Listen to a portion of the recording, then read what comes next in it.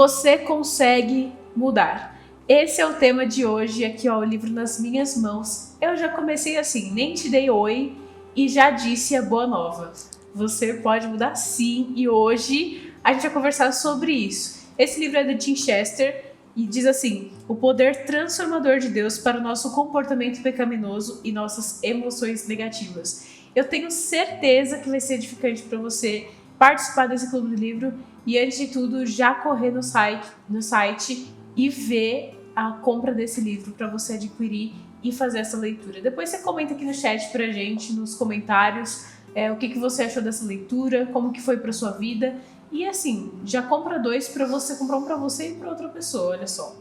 Quem vai falar comigo hoje sobre essa literatura é ninguém menos e ninguém mais que Paola Reis. Voltou. A gente nem tá acostumado a apresentar junto, né? Não, a gente sai dali, vem pra cá, fica ali de novo. Estamos aqui mais uma vez. Diário de Eva, tudo a gente tá apresentando junto, né? Já tá acostumado comigo, né? Já nem é pergunta difícil mais que eu faço, né? Não, agora a gente já se olhou, já está sabendo o que é pra fazer. Pá, conselheira bíblica, gente, vou fazer aqui o jabá dela. Não é porque é minha amiga não, mas é conselheira bíblica, trabalha aqui na igreja.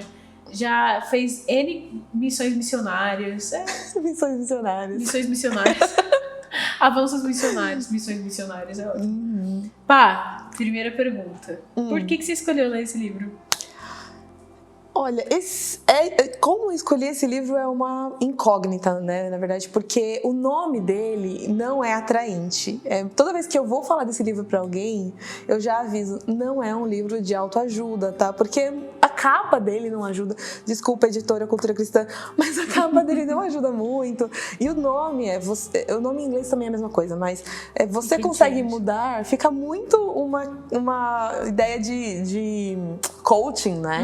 E aí, só que quando eu tava lá na livraria e eu peguei o livro, eu vi que ele era recomendado pelo Paul Tripp, tem um pessoal, o Tim Keller, eu falei, bom, galera que o conselho editorial é Bercampos. Exatamente, a galera que tá recomendando o livro é ponta firme, então, e os livros da editora Cultura Cristã a gente confia ali, né? E aí eu peguei meio que por curiosidade, mas quem me conhece sabe, todo mundo que eu discipulei, que eu faço aconselhamento, vai ouvir falar desse livro. Sim, eu lembro que a primeira vez que a gente teve discipulado, eu cheguei aqui em Pinheiros, a Paula falou desse livro. Até hoje, assim, ela me cobra pra eu ler.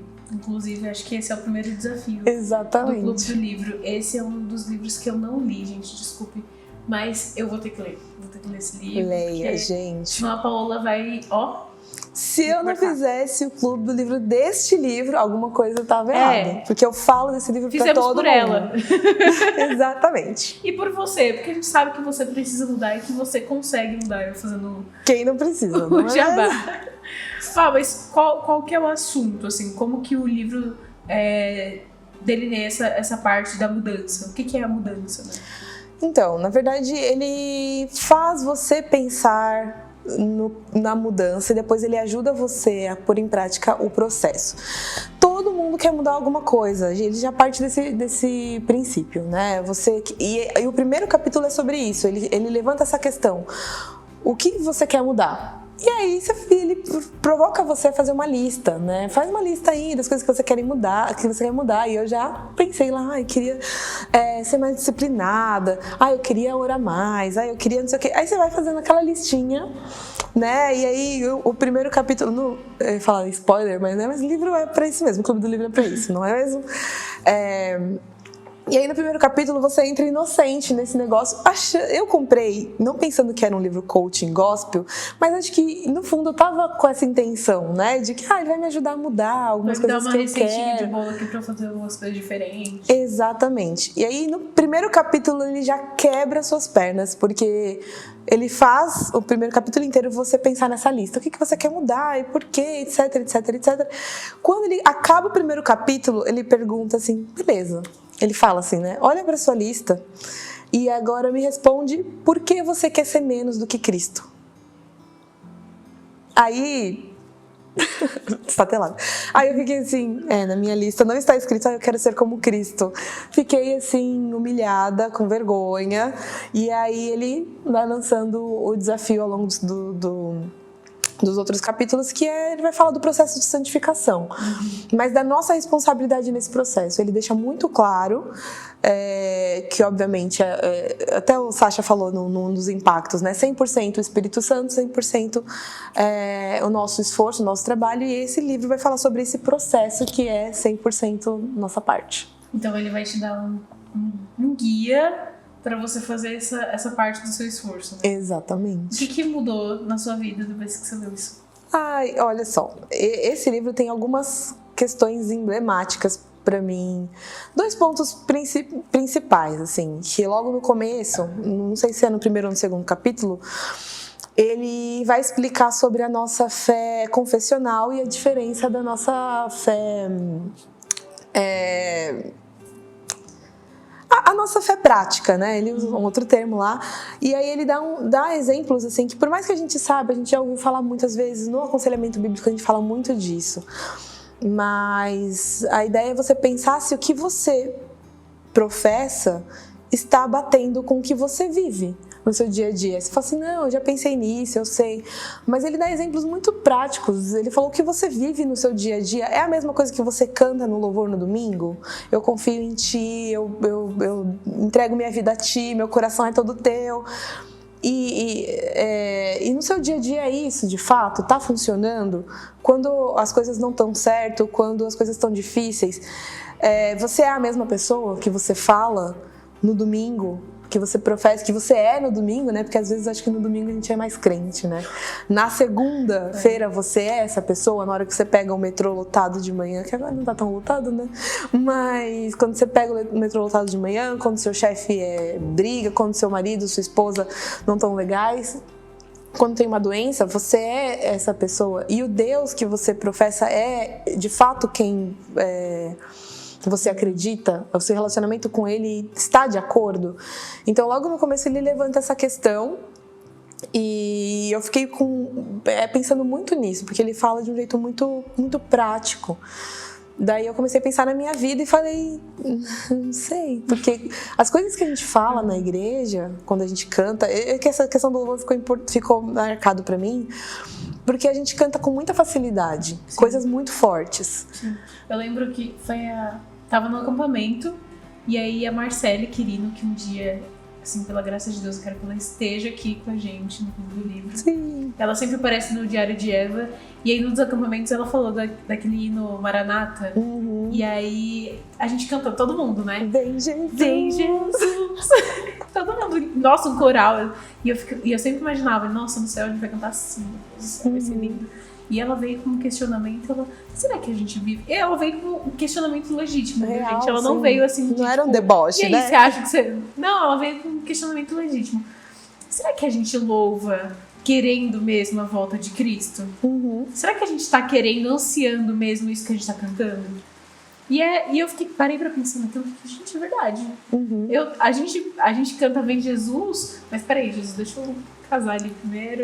Não, Jesus, deixa eu arranjar aquele emprego, deixa eu ter um sucessinho aqui na minha vida profissional, deixa eu ter o meu primeiro filho, ou deixa eu pregar mais pra minha família.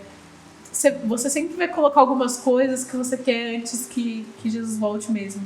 E aí a gente canta isso sem ter esse parâmetro, né? E mais que isso, né? A gente canta a volta de Cristo, mas será que a gente tem trabalhado para se parecer com ele, como o Tim coloca no começo do livro, né? Sim. E a ideia do livro é você processar essa conexão. Pô, você fala, a Bíblia, quando você lê alguns salmos, você é incentivado a professar isso, a confessar esse Deus poderoso, ele é minha torre forte, eu confio nele, independente das circunstâncias, eu sei que ele cuida de mim. Mas será que sabe? Né? Então a ideia é essa, é você fazer essa ligação.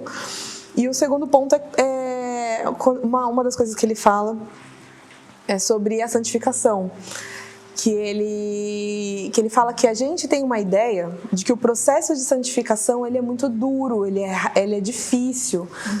Eu tive a vida inteira essa visão, assim, nossa, Deus quer que eu seja santa, mas meu Deus... E é dele que você tirou aquele exemplo da pedra, não é? Desse livro da rocha, assim, é muito difícil, meu Deus, essa vida, e parece que tudo vai contra o meu coração, Satanás, as circunstâncias, e a gente foca muito nas dificuldades da santificação.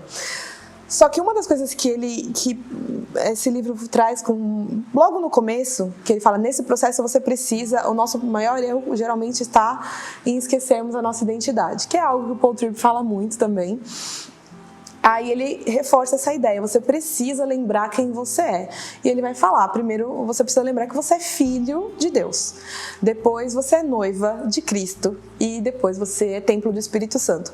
Aí dentro de cada um desses pontos, né, que formam a nossa identidade, ele dá exemplos maravilhosos, né, de que você é filho de Deus, de que ele cuida.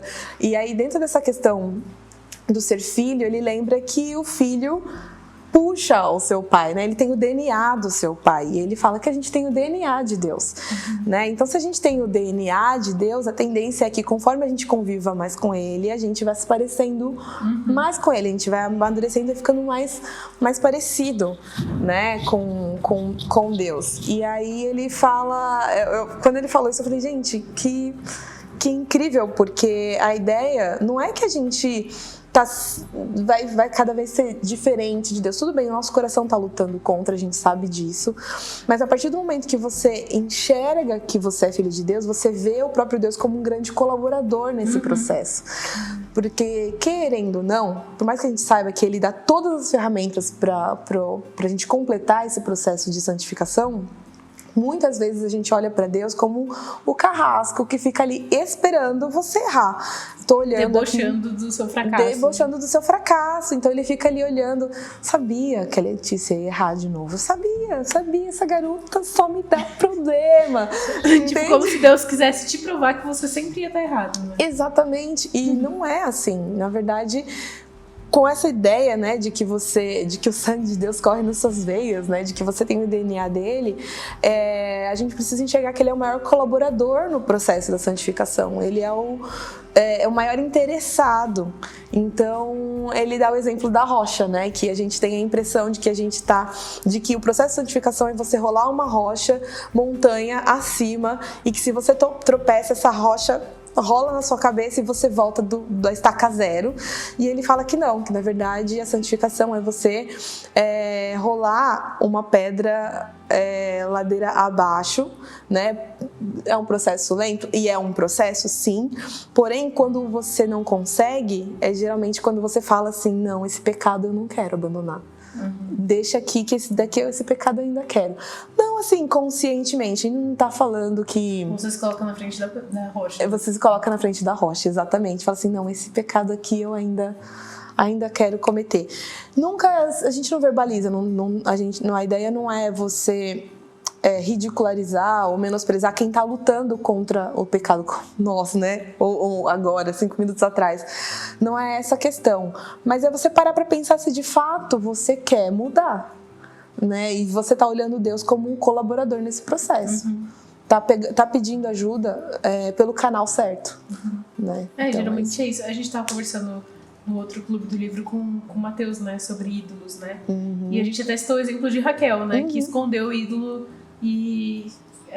não tem nada aqui. E a gente faz isso com Deus, né? Sim. A gente esconde aqui nossos ídolos. Deus não tá nem ligando pra esse aqui. Deixa ele tratar esse o que é aqui mais... tá tudo bem, esse aqui não. Deixa ele tratar o que me traz vergonha, que esse aqui que eu gosto eu vou deixar aqui embaixo, tá? E não é bem assim, né? Acho que uma motivação que a gente pode ter com esse clube do livro não é esse... Você vê que a ideia coach sai de cena, né? Sim. Não é essa ideia coach de tipo assim, você vai conseguir, independente das circunstâncias. Às vezes a circunstância está no seu próprio coração. Às vezes o empecilho está no nosso próprio coração. E quando a gente tem um pecado que a gente não quer largar, é um ídolo, né? Exatamente. E a gente está centralizando e entronizando ele no nosso coração. quando na verdade deveria ser o Senhor. E a gente coloca a culpa em tudo que puder, né? Ai, foi a circunstância, foi Justificando, Satanás, né? foi todo mundo, menos você. A gente não consegue assumir que a gente não quer abandonar, que a gente está amando mais o pecado do que é o próprio Deus. Exato. Né? E às vezes a gente culpa o próprio Deus. Né? Talvez Por que você não me ajuda? Depois talvez não de forma tão direta, mas a gente às vezes culpa o próprio Deus, como o Adão fez, né? Foi a mulher que o Senhor me deu. Né? E então a gente faz isso. Não adianta a gente falar assim, nunca fiz faço. isso. Nossa, que isso? A gente faz isso em atitudes e o nosso coração revela isso, né? Exato. A gente pode não verbalizar, como você disse, mas nosso coração revela que a gente tá se prendendo naquilo. Eu acho que o ponto que a gente tem que tomar de partida é o arrependimento, né? A gente tem que chegar à consciência de que a gente faz isso. Primeira coisa é arrependimento, confissão. A gente tem que confessar isso. Depois de uma análise, né? De uma confrontação, autoconfrontação. E o ideal é leitura bíblica. E o primeiro desafio do Clube do Livro: leia o livro, você consegue mudar. Sim. Sendo que eu já me desafiei a fazer isso. Sim. Porque todo Clube do Livro eu gosto de ler o livro que eu vou falar aqui pra gente ter um papo, né, equilibrado, um papo que a gente consegue fluir. E mudança é uma coisa que a gente precisa, né? Vai saber, eu não li esse livro ainda porque eu quero mudar aquela. Você começa a pensar assim, eu queria acordar mais cedo. Aí depois ele fala, só isso que você quer mudar? É constrangedor. Eu acho que o cristão genuíno, ele vai ter esse desejo de mudar, né? O amor a Deus já implica em mudança. Sim. Amar a Deus implica a mudança pra gente. Então, se a gente quer amar a Deus com todo o nosso ser, com toda a nossa força, com todas as nossas energias, como a Bíblia manda, a gente vai demandar um esforço.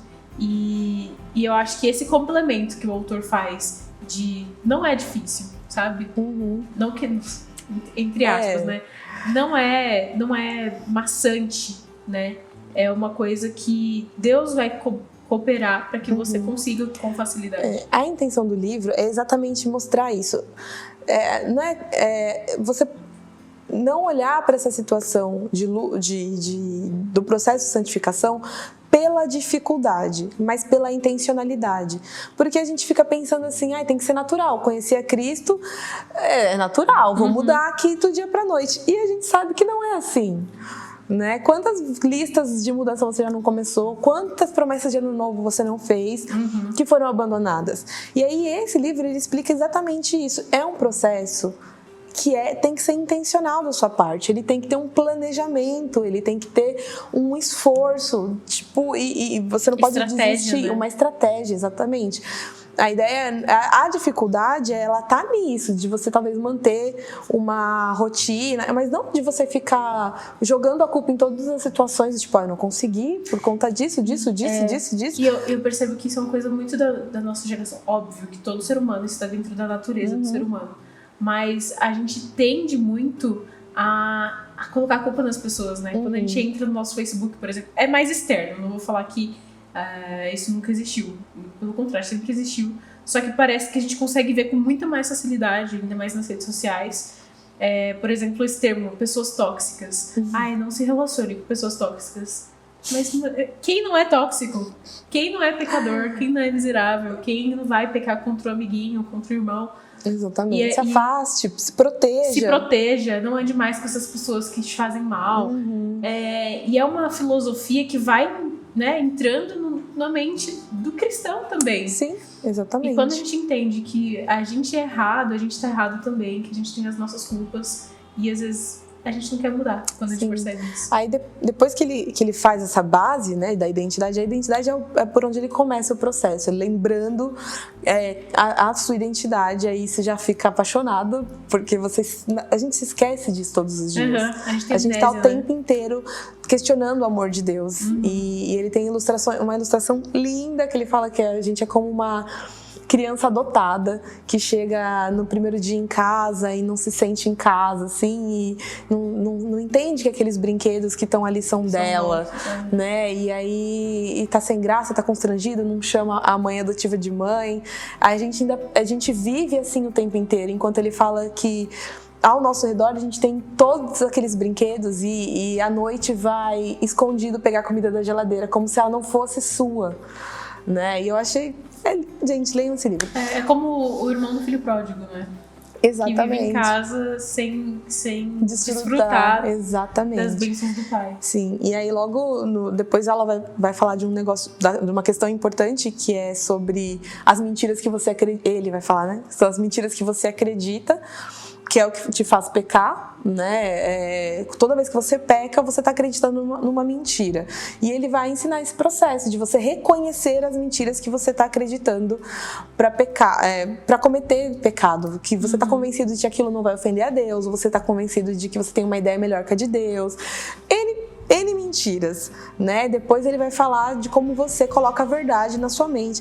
E ele vai, assim, é super prático. Depois do capítulo 6 pra frente, ele vai falar da comunhão com a igreja, ele vai falar do louvor. É muito legal quando ele fala da importância do louvor, né? Nossa, a gente tem uma série já do Clube do Livro sobre louvor, então acho que é bom pra gente ir relacionando um tema com o outro aqui, é né? muito legal essa questão da relação com a igreja, que toda essa questão do processo de mudança você não faz sozinho. Você faz em comunidade, a igreja tá aí para isso. Você tem Deus, você tem meios. Um apêndice nisso que você disse, muito importante. Você que é desigrejado, cai fora dessa. Sai dessa vida, Sai irmão. dessa vida. Deus chamou a gente para viver em comunhão. Uma coisa importante também, né? Você que vê, talvez na IPPTV, uma igreja, cuidado com isso. A gente está aqui para abençoar. A IPPTV está para abençoar a vida das pessoas que estão em casa, para ter programação 24 horas, mas não é igreja. Não é uma igreja. Você ficar em casa, assistir os cultos em casa, seja onde você estiver, frequente uma igreja local, tenha irmãos próximos que vão cuidar de você. O livro vai falar disso. É muito importante, porque eu falo isso exatamente porque a gente recebe mensagem do Brasil inteiro de pessoas que não frequentam a igreja e tem no YouTube de forma geral, né? Não só na IPPTV, uma ideia de igreja à distância, e não é assim. Não deixe que algo que é para abençoar, algo que é uma bênção, se tornar uma maldição. Porque não tem, assim, é como Davi falava, né? O meu prazer está em estar com os santos. Exatamente. Davi falava isso nos Salmos. Então tenha prazer de estar com seus irmãos, se junta pra louvar, pra fazer um estudo bíblico. Exatamente. Nada como isso aqui, ó. Tem que apertar as pessoas. Na pandemia não pode muito. Mas a gente passou álcool gel. Mas eu acho que é interessante a gente falar disso, porque senão você vai perdendo essa substância que tem na fé, né? De você compartilhar, de você chorar com quem chora, de você sorrir com quem sorri, de você compartilhar as tribulações. Estar dentro de um corpo... Gente, lidar com o ser humano é difícil. Estar dentro de uma igreja é difícil. Sim. Mas é sobre mudança que se trata também. Você vai mudar conforme você lida com as pessoas. Você não... exatamente. Por exemplo, por mais que eu converse com uma pessoa que more num outro estado, porque viu aqui o programa, acha que a gente pode ajudar, a gente pode ter essa conversa, obviamente, né, na medida do possível. A gente não consegue atender todo mundo, mas não é a mesma coisa das pessoas que estão do seu lado. Eu não convivo com você, eu não sei como é o seu dia a dia, você vai me contar uma história, você vai me contar uma versão da história, eu vou poder te ajudar à distância ali, às vezes uma mensagem no WhatsApp, mas não é a mesma coisa de você ter uma igreja que cuida de você, irmãos que orem com você. Então é muito importante. E o livro vai falar dessa importância, desse processo de mudança, porque a gente tá lá no processo, tá mudando, tá melhorando, tropeçou, caiu. Quem vai te ajudar a levantar? Mas a Bíblia fala desse perigo, né? De você ter alguém do seu lado pra te levantar quando você cair. Exatamente. E eu acho que é importante esse processo dentro da igreja, porque quantas pessoas a gente já não viu que se decepcionou com o contexto eclesiástico, com pessoas dentro da igreja. E é natural, gente. É natural que as pessoas, que a gente tenha discordâncias dentro do ambiente eclesiástico, porque não se trata do paraíso. Não se trata da nova terra ainda. Se trata dessa terra ainda com pecado, com pessoas que estão lutando contra o pecado. E isso vai acontecer. A gente só vai ter que... E essas coisas, Deus ainda é muito gracioso, que Ele usa essas coisas também para nos mudar e nos transformar. Não pensar que é só o outro que é tóxico, mas que a gente carrega o fardo de ser tóxico também, que a gente tem que mudar e se espelhar em Cristo para fazer essa mudança acontecer, para estar em conjunto com Deus, para que a gente se pareça com o Filho dele, né? Exatamente. Eu tava vendo aqui, e eu já falei no Clube do Livro com o Marco Teles, né, que é músico, a gente falou sobre louvor também no livro dele. E tem uma música dele que eu já citei aqui, que é a minha preferida, que é Filipenses, o Avesso. E aí eu vou ler um trechinho aqui que fala sobre isso, né? Fala assim... Cadê? Mesmo eu sendo pecador, todo dia eu me convenço. Eu não sou tão ruim assim. Eu mereço bem pra mim. Lá no fundo eu entendo. Peraí que deu aquela bugada no celular. Lá no fundo eu entendo que minha culpa tem sentido. Mesmo assim eu me glorio e me encho da justiça que me engana e maltrata. Só me engana, trapaça. Eu sou o pecador. Eu me exalto, me consolo, pinto um quadro com meu rosto. Eu levanto meu bom nome e no fim a queda é grande. Eu assumo um lugar alto, usurpando esse trono, que nem mesmo o melhor de nós é digno de se assentar. Ó Senhor, dobra o meu coração. Deixa eu ser como tu és. Senhor, troca o meu coração, ponha-me em meu lugar de joelhos a cantar. Então acho que é o começo da mudança, né? Sim. Você saber a sua posição, o seu lugar de filho e de se submeter à autoridade de Deus, né? Sim. Que é isso que o Tim Chester fala no começo da identidade que o cristão tem em Cristo. A gente vai se apoiar nessa identidade como uma esperança, um consolo e uma realidade, pra gente não tentar usurpar o trono de Deus, né? Exatamente. E no final do livro ele vai falar até da manutenção desse processo, né? Você passa se você aprendeu a passar por todo esse processo, ele vai falar de como você mantém isso. E é muito bom, gente. O livro, o porquê que eu recomendo para todo mundo. Eu já falei várias partes que para mim foram muito importantes, depois de velha de igreja, ler de forma tão didática. Mas é porque ele traz uma dinâmica para a sua vida, para você levar para a vida inteira. Para todo tipo de pecado, você aplica os passos práticos que ele coloca aqui. São totalmente bíblicos, assim, são muito bíblicos. Por isso que eu uso nos processos de aconselhamento, que são livros, assim, é um livro muito, muito, muito prático. Muito simples também. E ele não é pequeno, muito gente. Isso que eu ia falar. Ele não é aquele livro parrudo, né? Que você tem que ler 700 páginas. É um livro fino e profundo ao mesmo tempo. Eu dei uma olhada nele antes. Exato. Ele é cheio de frases de impacto. Esse daqui não é o meu. E aí eu falei pra Letícia que eu queria ter trazido o meu, porque ele tá todo grifado, rabiscado, porque ele faz você pensar muito. E no final ele tem algumas questõezinhas, no final de cada capítulo ele tem questões pra você. Típico de autoconfrontação. Típico dos livros de aconselhamento, da área de aconselhamento, todos têm, né? Então, acho que é isso que eu tinha pra falar dele. Tenho mais um desafio aqui do Clube do Livro. Você achou que você ia escapar desse desafio, né? Não, eu não deixo você escapar desse desafio de forma alguma. Compre esse livro. E 2, faça as lições que tem nele, obviamente. 3, olha só, essa é de ouro. Dá aquelas grifadas, lógico, a gente aprendeu aqui com o Josafá, como que a gente lê livros, né? Rabisca, lê e marca, marca-texto, enfim. E aí você tira uma foto e manda aqui pro nosso WhatsApp da comunicação, que tá aparecendo aí na sua tela. Manda aí como que tá ficando o seu livro, todo rabiscado, cheio das suas reflexões. Como que você se sentiu com essas reflexõezinhas que ele tem no meio do livro, né? As frasezinhas. E que isso edifique a sua vida. Isso aqui não é em vão. Isso aqui não é um checklist. Li esse livro. Leia esse livro para você ser transformado, para você ter a mudança mesmo. Esse é o desejo da IPPTV. Esse é o desejo de Deus, com certeza, que você mude. Que você tenha essa mudança e se pareça mais com o filho dele. Pá, quer dizer mais alguma coisa? Olha, acho que não. Na verdade, acho que não. Aliás, quero. Outro dia eu estava conversando com o pastor Nilson sobre a gente vai ser perfeito? A gente consegue ser perfeito aqui? E aí, conversando ali, aliás, ele me ensinou, né? A gente concluiu. Ele ensinou que não vamos conseguir aqui até Cristo voltar. Porém, o que esse livro deixa muito claro é que a nosso papel aqui é passar a vida trabalhando nesse processo.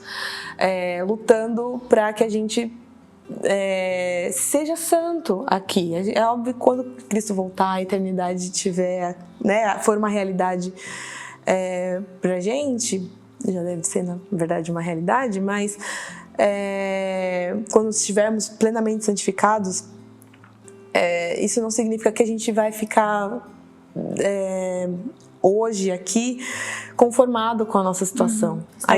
Estagnado, do tipo, não, já mudei bastante, tá? Tô bem assim. Não. A ideia é que você lute todos os dias para melhorar, né? O Jonathan Edwards tem lá numa das resoluções dele uma frase, eu não vou falar exatamente como que é, porque ela é grande, mas ele fala uma coisa tipo assim, mesmo que ninguém, não haja nenhum homem na Terra que tenha vivido a perfeição, a plenitude de ser como Cristo, eu vou viver todos os meus dias como se eu pudesse alcançar isso.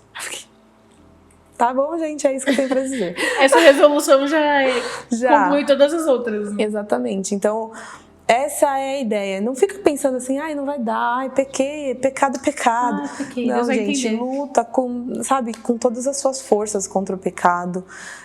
Não tô falando que eu faço isso todo dia, eu tô aqui. Não é isso. Eu tô falando que a mesma luta que eu enfrento, todo mundo enfrenta. E às vezes sim, eu esqueço que eu não posso me conformar com os meus pecados. Mas esse livro me fez lembrar que eu tenho uma responsabilidade sobre isso. Então, leiam um livro e lutem com todas as suas forças contra o pecado. Mas não é só o Clube do Livro que tem desafio, né? É a vida. A vida é o próprio desafio. A gente tá aqui, desafio de todos os dias, todos o tempo todo. Todos os dias, diariamente o nosso desafio para lutar contra o pecado, para lutar contra nós mesmos e para nos tornar mais parecidos com Cristo. Eu espero, de verdade, de coração, que você tenha se sentido abençoado e abençoada com esse Clube do Livro. Que o Senhor te convença dos seus pecados, do juízo e da justiça dele. Enfim, que faça isso conosco também. A gente aqui, a gente é transformado todos os dias. Fazer esses programas aqui é uma bênção pra gente. Nós precisamos do Senhor e que a gente tenha esse pensamento em mente que nós precisamos de Deus todos os dias da nossa vida. Não se conforme com o pecado, não se conforme em viver longe de Deus. Você precisa dele, nós precisamos dele. E nós ficamos por aqui. Eu agradeço demais a sua presença. Eu espero que você cumpra esses desafios, eu vou cumprir o meu. E eu fico por aqui, Pá. Muito obrigada pela sua presença. Eu agradeço, porque eu agradeço todo dia ela na minha vida, inclusive. Que o Senhor nos abençoe. Fique com Deus, Pá. Fique com Deus, você aí de casa. E até mais. Também. Tchau, tchau. Tchau.